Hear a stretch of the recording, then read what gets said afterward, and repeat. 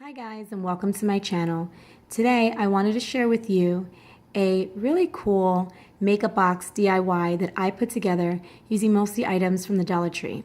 This really pretty, but most importantly inexpensive toolbox only cost me about $4 to make. Besides looking really pretty, because it's a toolbox, it has a pretty deep space inside, therefore making it great for storing makeup or any other items that you may want to store, like crafts or school supplies. The possibilities are truly endless.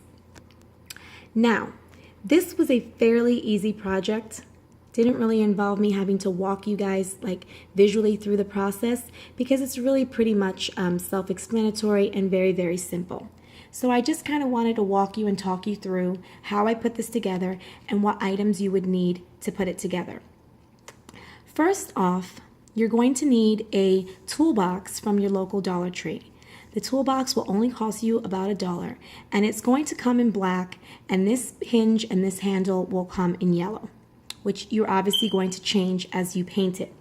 For this project, I used a $2 folk art paint in metallic gold that I purchased from Michael's for about, as I mentioned, $2. You can choose to use any paint of your choice or even a spray paint. It's really great if you can actually use something that you already have sitting around and therefore make your project cost even less. The next thing that you're going to use or need is a dotting tool, a paint sponge brush, and a sponge.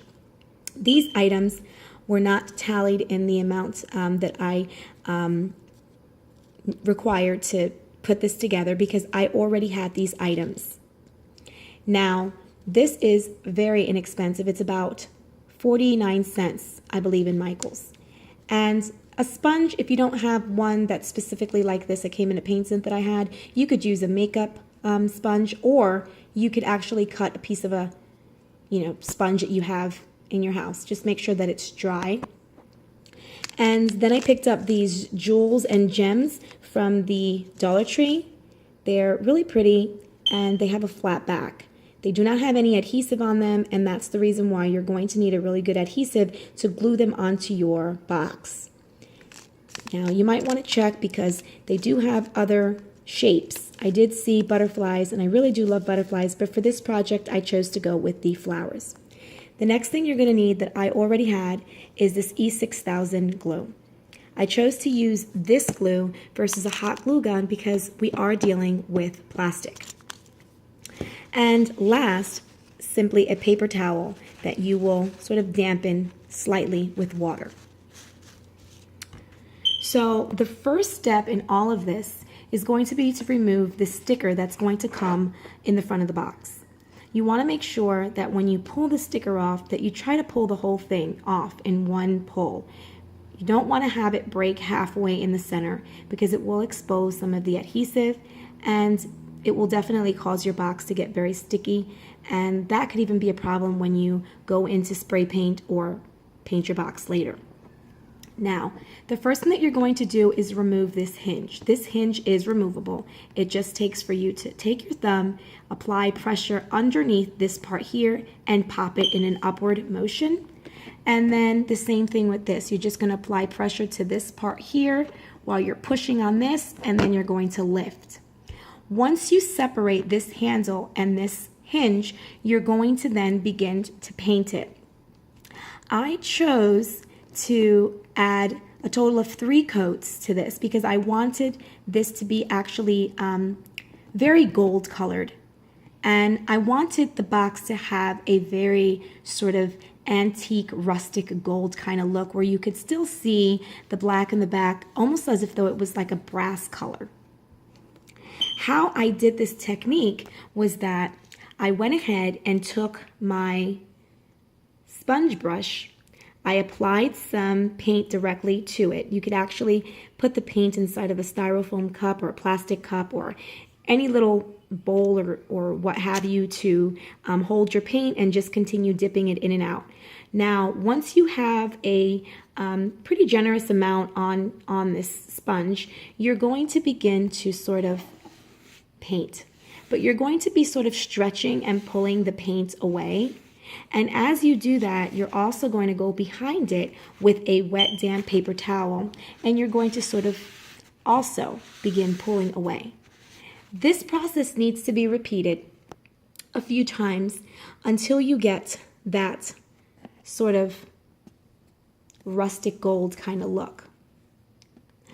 It took me about, I would say, maybe 3 or 4 coats, I believe, and of doing that process to be able to get this look. Now, you could just spray it directly, whatever color, I just chose to have that color, so that's why it required like that technique that I used to sort of get that paint to look this way.